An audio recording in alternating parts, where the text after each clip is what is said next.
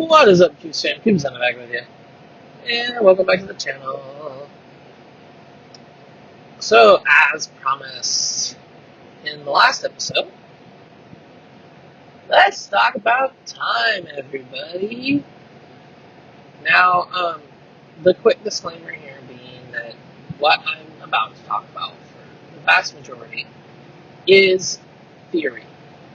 I will spout things that have not been proven. I will spout things that are commonly accepted. I will spout things that might be vague references to things.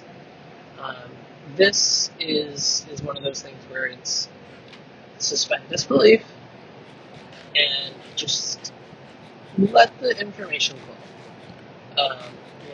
You can agree or disagree. Keep it kind in the comments. If you find one interesting, that's absolutely fine. If you disagree with the whole kit and caboodle, you don't have to comment if you don't want to. But if you do want to, please keep it simple. That's just kind of my little disclaimer, because we are talking time travel today. And this is not going to be the last time I do this. This is actually the significant specialty that I focus. When I go back into school and get my doctorate, this is something I want to become a specialist in. Is this realm of theory? That and some other things too, but this has always been one of my specialties. And I'm definitely going to bastardize some names and not remember some of them. But the important thing is, I will remember a lot of the paradoxical situations, which is my goal anyway. So, buckle your bootstraps and tune your flux capacitors. It's time to talk about time travel. So, first of all, there are some different theories on ways to time travel. And no, I'm not just talking about approaching the speed of light to travel to the future. We're throwing that idea completely out the window. So the first is, obviously, as I said in the last episode, the use of wormholes, which, because of exotic matter and different physics that it's too hard for me to explain without going into a lecture about it, time does not have to pass normally. So wormholes is one way. Obviously, the use of a flux capacitor to channel quantum flux is something that's popularly accepted in things like Back to the Future. And yes, even if you want to think about it that way, Doctor Who. Establishing some way of generating quantum flux is actually a very accepted part of trying to construct some sort of time machine.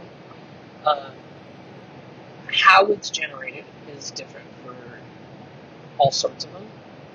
In Doctor Who, it's generated by this thing referred to as the Eye of Harmony, which is a star suspended in the moment of becoming a black hole, creating infinite quantum potential, which allows it to generate quantum flux at a whim to move about freely throughout the time vortex. And I will probably refer to time as a whole, if it even comes up, to saying that as the time vortex, because I kind of like how it sounds. And it's probably the most apt description of time, because to rip the quote directly from that Doctor Who episode, time is not a strict progression of cause to effect. From a non-linear, non-subjective viewpoint, it's more like a big ball of wibbly-wobbly, tiny-whiny stuff. Literally, it's the flying spaghetti monster of time.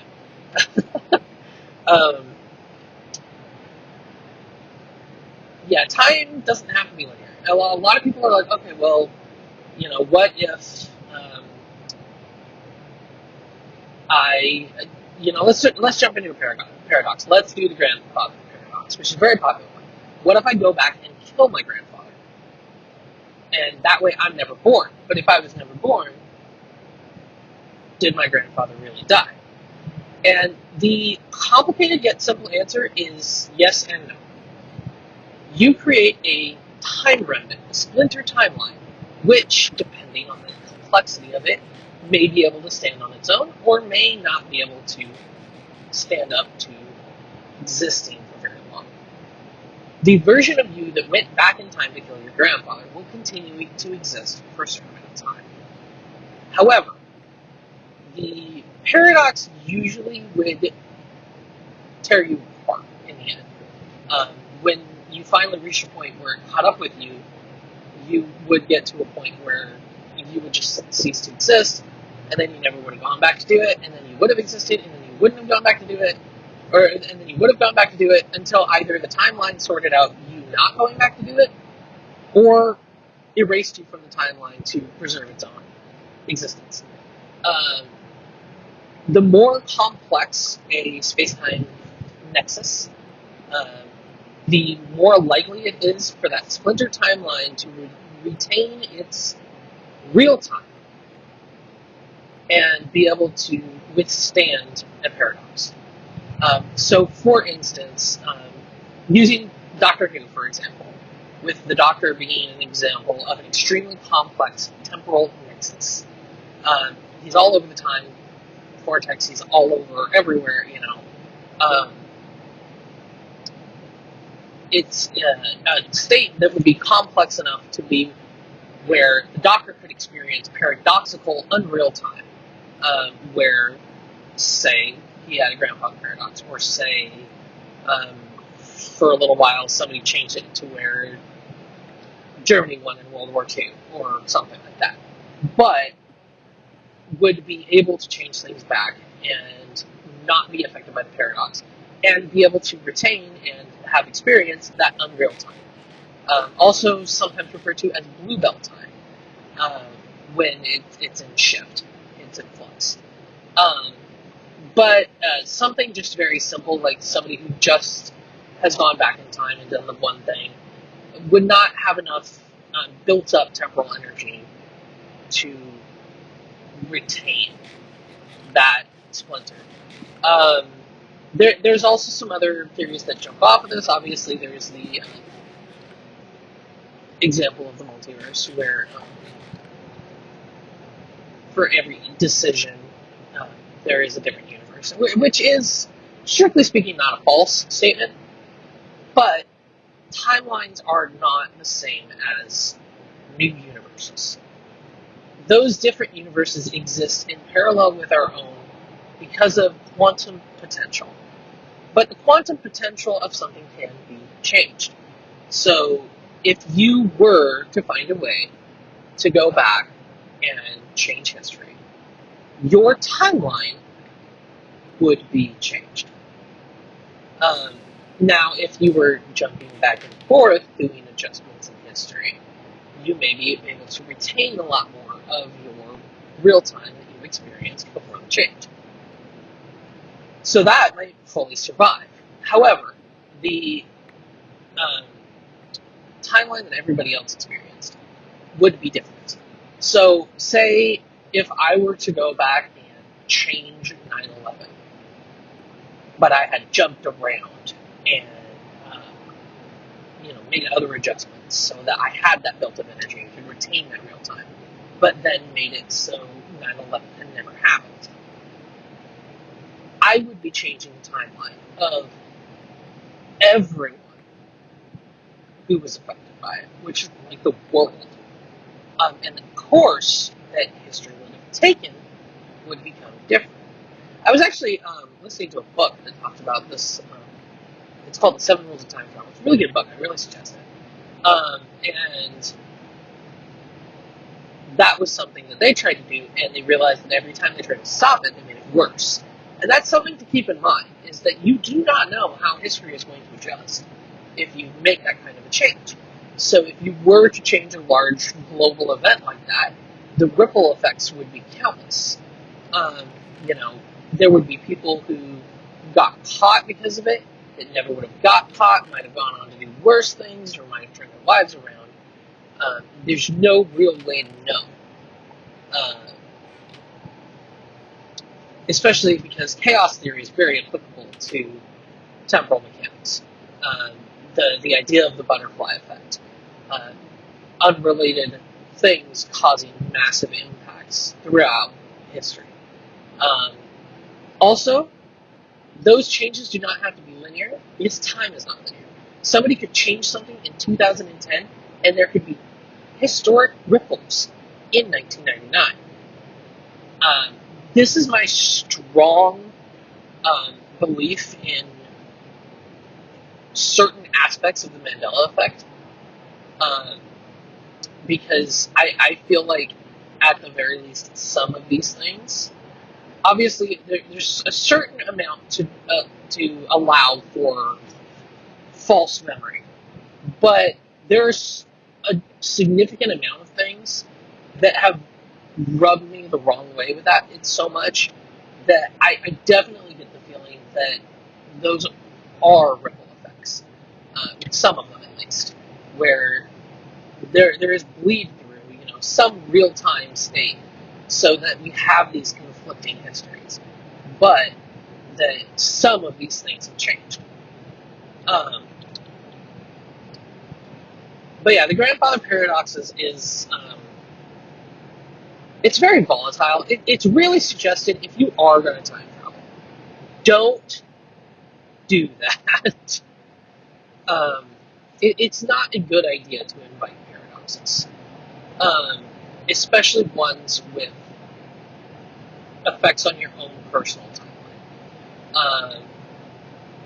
So, I guess since I've talked about it a little bit, I should address the elephant in the room of real time versus unreal time. And really what that translates to. Unreal time is time that a time traveler will have experienced that has been changed, has been altered, but that they retain. So not everything that has happened needs to have happened. But if somebody has been a time traveler and has built up a certain amount of that temporal energy, it can allow them to retain moments that they experienced outside of the proper flow of time. So a segment of the time stream can be undone. Like, for instance, let's say somebody went back and made Germany win in World War II.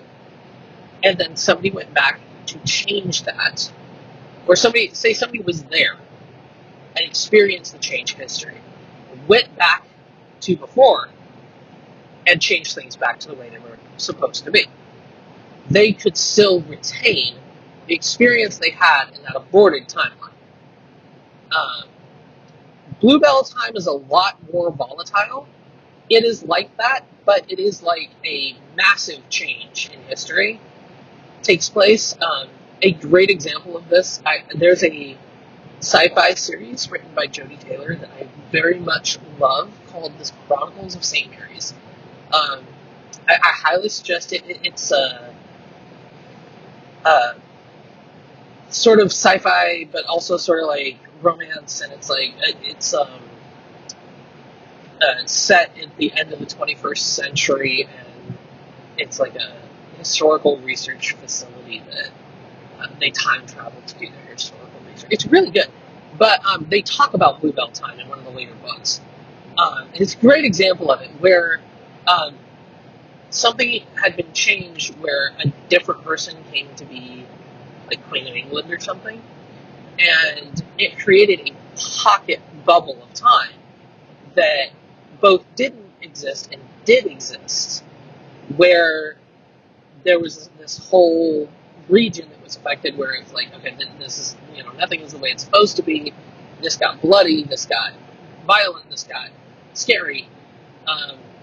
But the thing is, the closer to either wiping out the cause of the paradox, or the closer to changing the course of the rest of the history, you get, the more volatile Bluebell time becomes. Either Bluebell time will expand and become the new timeline, or it will collapse in on itself and erase anybody who's currently in that unreal space-time from existence. You need to be in some sort of time field that protects you, like a bubble, like if you were flying a TARDIS, or if you were in a time machine, what have you, protected by that static bubble of time that you exist within. Because when that bubble collapses, there's nowhere for you to go. It just dissipates. But yeah, so Bluebell time is extremely volatile. And that can happen when it's like, I think in one of those books, it's like, they executed Mary, or they executed Elizabeth instead of Mary. Stuff like that could lead down a much different road, and can cause huge bubbles of paradoxes going on. Time does not like to be messed with. Obviously, there's a certain allotment for just, time can be rewritten, things can change, but there are points in time that if you change them, that you will change the course of, everything. I mean, if you were to change things so that Hitler got into the art school instead of becoming the guy that he did, that would change the course of human history. Might have erased the Holocaust and World War II from ever happening, but also would have changed the course of everything. We might have had a peace movement that would have been completely unseen, affecting things all the way down the line between the ends of the social stuff having to do with segregation and stuff. Could have come sooner. We could have ended up we could have ended up with a world where the Cold War didn't happen, where world peace existed now, where 9/11 never happened.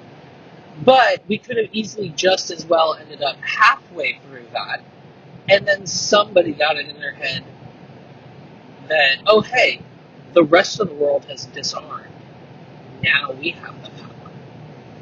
And we could just as easily end up last. So it's a huge splinter. But that sort of thing would have changed the course of human history. If somebody had gone back to 1776 and handed George Washington a Tommy gun, we would have been the new American empire. We would have taken England from them, sort of stuff. It would have gone way above and beyond. But again, it would have changed the course of human history. So those are huge changes. So some other paradoxes that exist. I should get on with other paradoxes. Another popular one is the bootstrap paradox, which is in essence an unresolved time loop. For instance, a time traveler goes back and pretends to have invented time traveling with a time machine that was not built by him. But he uses it as a template to build other time machines. Who invented time travel? Well, another popular version of this is actually the example that's used in Doctor Who, explaining it at one point with Peter Capaldi, which is a guy who loves Beethoven, and he decides to have it in his head to travel back in time to meet Beethoven. But he can't find Beethoven anywhere. And he brought all of his music, and he learned how to play, so he decides that he will take up the mantle of Beethoven. Maybe he'll draw him out of hiding by doing this. Lo and behold, what the man does not realize is that in doing so, he becomes Beethoven. So who was the real Beethoven? It's an unresolved paradox. It does not always have to have an answer. The person who invented time travel can be a different person than the person who invented time travel. It is extremely complex. Um, it's actually kind of funny because there's a further example of this where the person who invented time travel is actually the person who decided to invent their own time machine based off of the designs of the time machine that the person who went back to pretend to invent time travel brought back with them that was invented by the person who's currently inventing time travel. Um, it can really give you a headache if you go too far down the rabbit hole. But at the end of the day, the bootstrap paradox does not need a resolution. A lot of the times, the sheer fact of its existence solves enough for the space-time continuum to be happy, so therefore it doesn't need to be resolved. That is something that some people find hard to swallow, is that not every solution in temporal mechanics needs a solution. And it doesn't even need to make sense. Um, there is one that I very much enjoy. I don't know what it is actually called. I know what it's called in the book that I got it from. This is one that was referred to in the Animorphs series as a Sario grip. This is a localized bubble of time where it basically one enters into a time loop where they are sent back to a particular moment in time. The example given in this one, this was in the Animorphs, Megamorphs number 2, Dawn of the, or Time of the Dinosaurs, Dawn of the Dinosaurs, something like that. It was a dinosaur one. And what ended up happening is that they got stuck in a localized pocket of time that sent them back to the Cretaceous period, where they had all this experience in the Cretaceous period, but at the end of it, they had to resolve the stuff leading up to the Great Extinction. And the rip closed itself. But they retained their real-time experiences, even though it was unreal time, because well, it wasn't necessarily unreal time. It never was discernible whether or not it existed or not. It just was. Whether or not they were there, it was. And eventually the rip would collapse in on itself. Sometimes stuff like that can just happen. A shattered remnant of a time splinter can just exist somewhere, waiting to be stirred. And then somebody falls in, and they have to resolve the thing. You know, say somebody were to fall into the last night that Jack the Ripper walked the streets, and the resolution of the rip would be, regardless of what happened, Jack the Ripper would die or whatever happened to him, and the rip would close. And the people who were in it, whether they died or not, would return to the moment where they entered it. Except for the rip would be closed and they would never have entered it in the first place. So they would retain that unreal time. And that's quite a fascinating one, too. I know that there's some people who are like, well, when you make a change in the timeline, you actually, you jump over to a different one. So there is a certain amount of suggestion, like parallel timelines or whatever. But it's more so that you can't go perfectly back. Flashpoint is a great example of this. You can never perfectly reset the timeline. If for no other reason than your own knowledge of the timeline would change, which would have an effect on it. Not a huge one per se. Like, say you went back in time to change little things about your life. Not to necessarily like get rich or anything, but to make sure you never made any of the big mistakes that might have gotten you in, or make sure you prioritize spending time with the right people or stuff that wasn't world changing, but just the little things. Just your knowledge of the future would be enough to tip the scales to have unforeseen consequences. You could never fit a perfect timeline where every other single little detail happened just the way it did. you'll find little things out of place. You might find people that you know that have kids that instead of having a son, they had a daughter. Because of your influence, they got together a week sooner or later. Or because you said, hey, you guys should wait until this time so that you can have that kid. And they don't wait, or they wait too long. Or even just the run of the dice can change the outcome of a baby or the outcome of a relationship. You know, here's one. Never, ever go back and try to do money stuff. That is a huge piece of advice. Because the second that you influence, especially if you're doing any, okay, I will say this. Little stuff is fun, to a degree. Don't do it assuming you're going to win. Don't play the lottery more than once. You can do it once, you can only do it once, and it may not even work. Because, buying the ticket when you do will change the amount of tickets bought and will change the odds, which could very well affect the algorithm that will select the numbers. But the second you win instead of somebody else, especially if you pick one that nobody won, every other number is invalid. You can have the sports almanac from hell, you will never get another number. Because you've changed the statistics now. Sports gambling is a little safer, like the stuff that Biff did, because for the most part, yes, there's going to be some ripple effect, but for the most part, that has more to do on the skills of individuals and the skills of the team than it does on money. Never play the stock market significantly.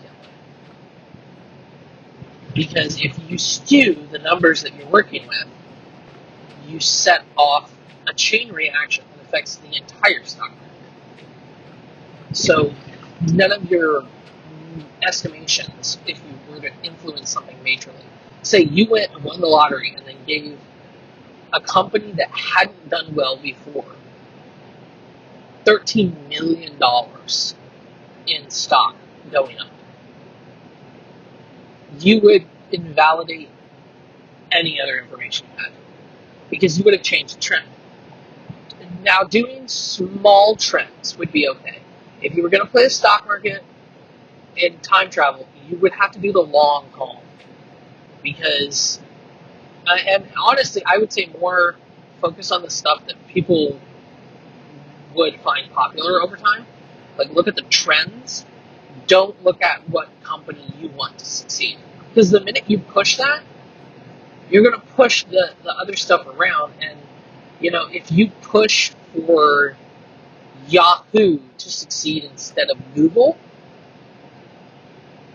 Yahoo might buy YouTube. Or YouTube might even stop to function. Or,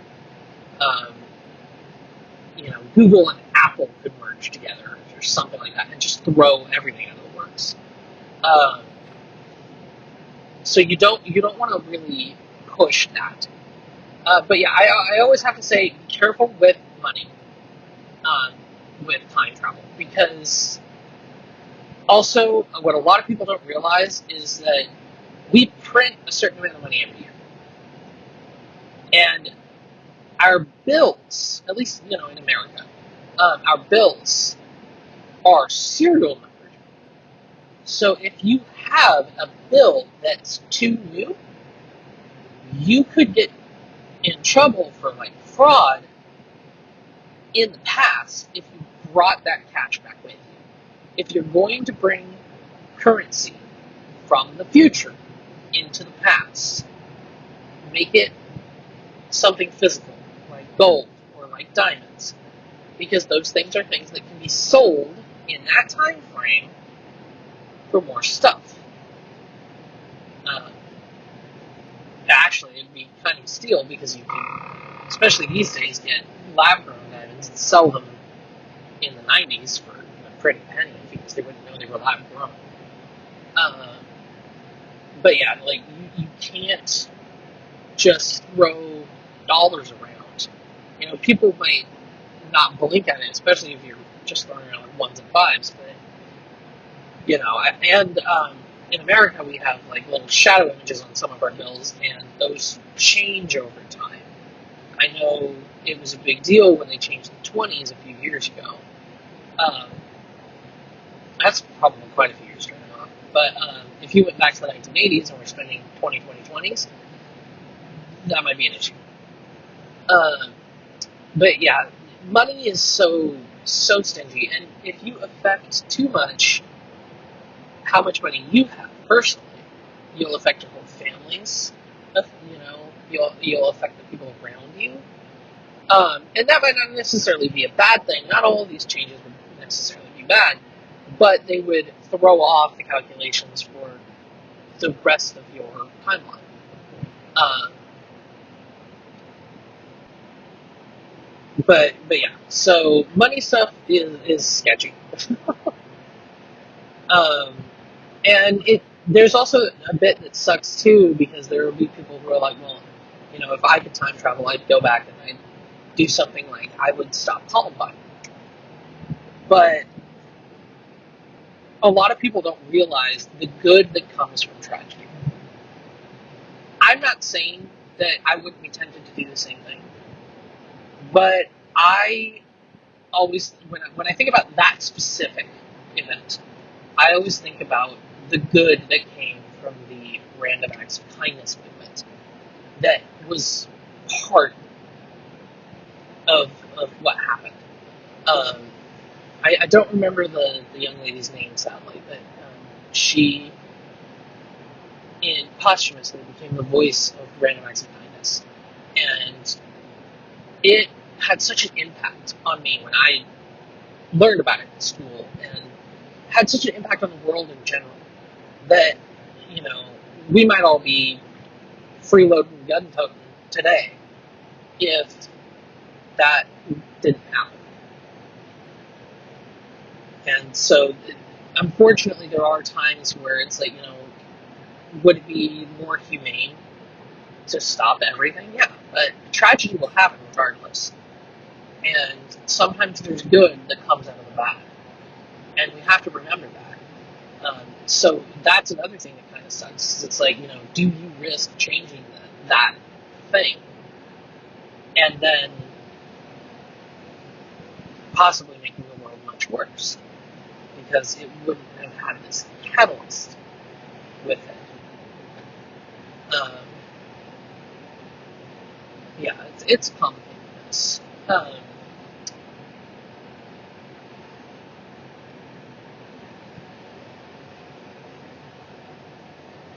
Timelines. Um, so, if, for instance, someone goes to the future, I know, I've actually fallen down a bit of a rabbit hole, like watching TikToks and stuff about this, where people will say, "Oh, I was in the year 2034, or I was whatever." Um, when you go into the future is always in flux. The thing that is hard for some people to remember is the present filters through the person experiencing it. So you can experience a future, say the future of humanity. Say you go to the last day of planet Earth. You can experience that future and then live the rest of your life in the present and have effects that can change that future. But that future will have still happened to you. That would have been your real time. But those timelines can coexist, they can change. And, you know, you can have two parallel timelines that are linked together and basically can form like a little time loop unless they are separated.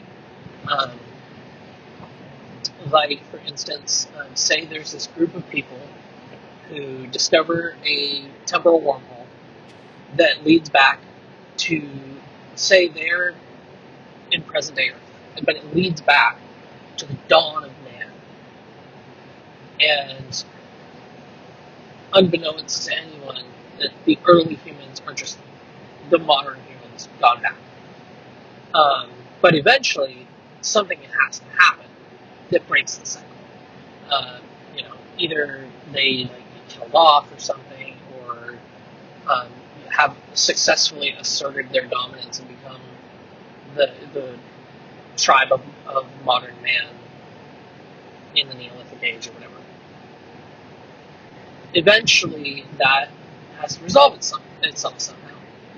Whether that is to have them returning home and just leaving that remnant behind, and that fulfills the loop, or some event has to happen where the loop closes and now they're stuck there and they can't ever go home, or they have to do something on the other end and then come back through, and then that closes it forever. There's examples of stuff like that as well. And then there's also examples of subspace time, which more has to do with subspace physics than what it does with the actual mechanics of time. It's basically creating a relativity bubble around yourself for use in subliminal transport, so that you actually remain. And this is, I think, is the thing that gets lost on people when talking about faster than light travel. Being able to create that gravity bubble to allow for a pocket of subspace time to exist in the ship allows the ship to retain real time, while also allowing it to use that gravity field to lend space and travel faster than light, having its own little subspace wormhole. So yeah, there's relativistic time. There's time echoes as well, which are kind of like the way I feel that some examples of ghost stories are. I can talk about ghost stories later, but I know that there's that example of that lady who became paralyzed when she got caught in a chronokinetic field, where she was entering into a cabin, and inside the cabin, it was like the 1800s, 1700s, people were dancing and stuff. But outside the cabin, it was modern day.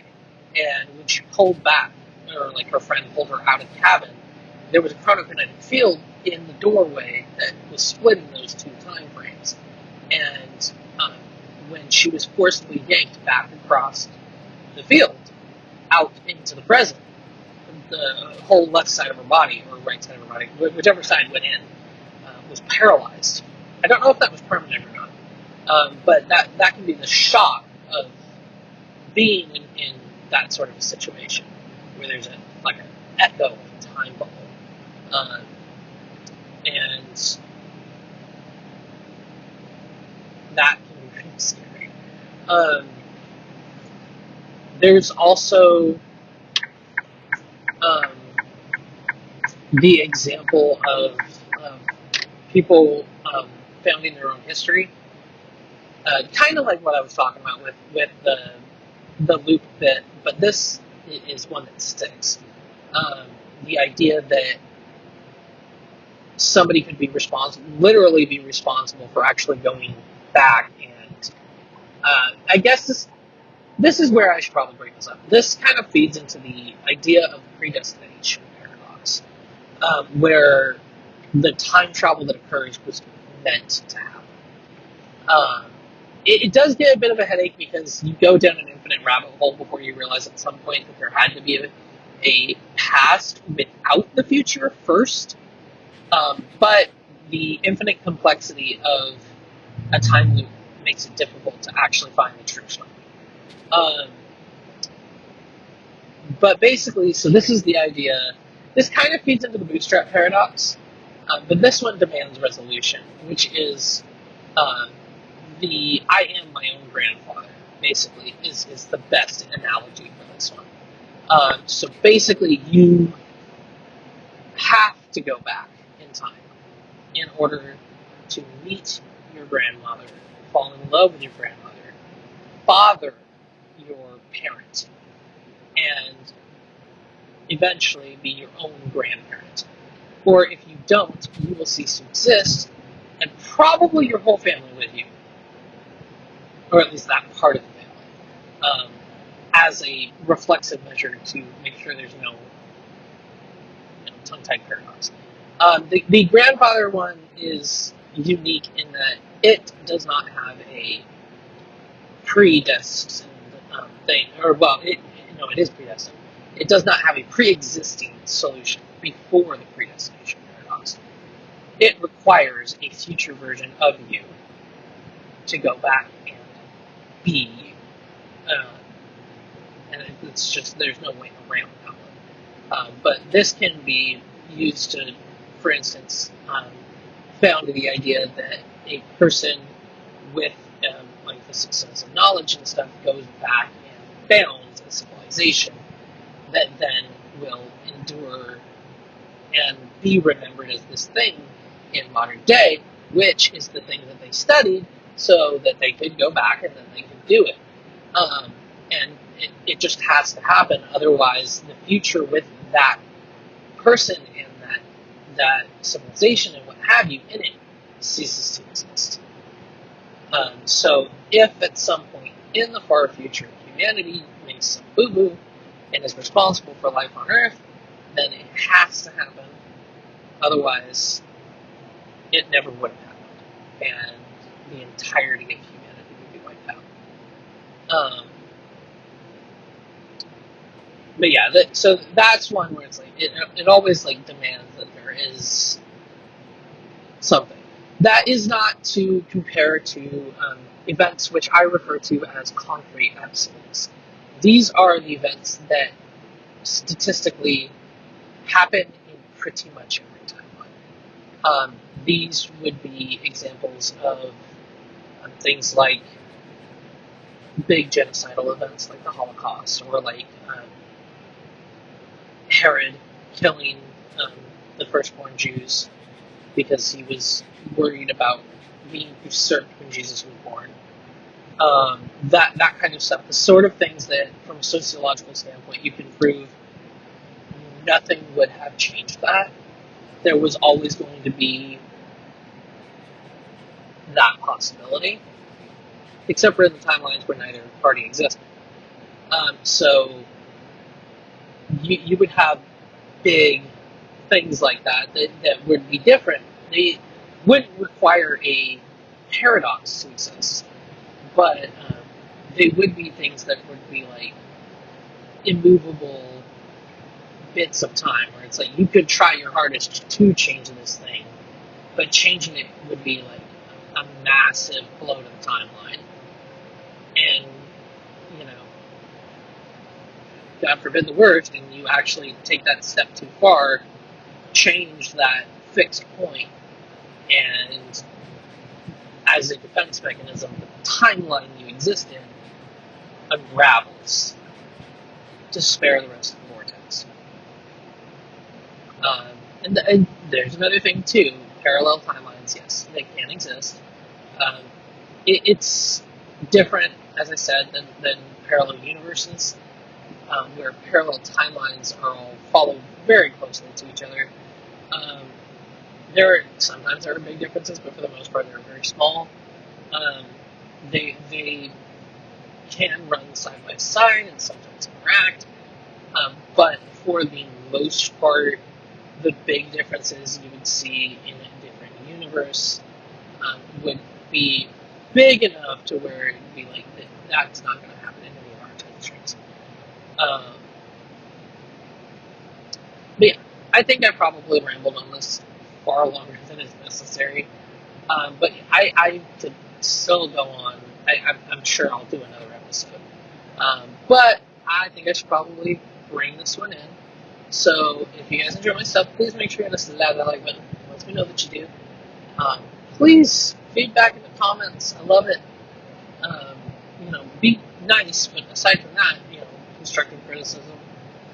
If you have some to give, and input, like, what do you think?